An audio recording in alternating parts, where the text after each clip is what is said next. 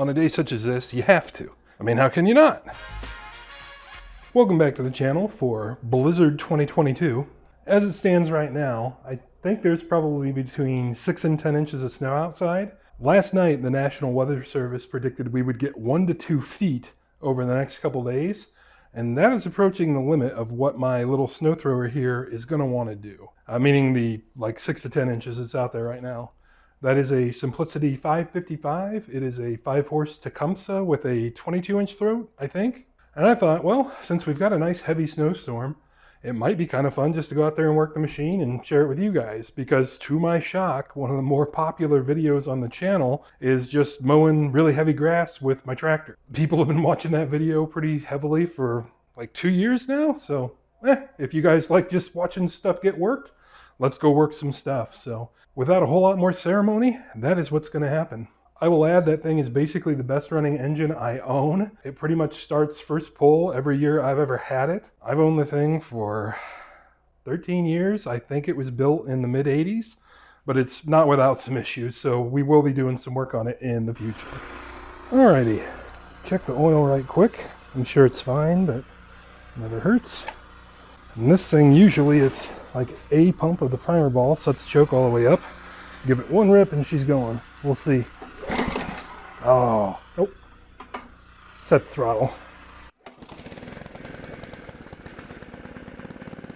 And there she is. I'm going to do some shovel work while it warms up a little bit.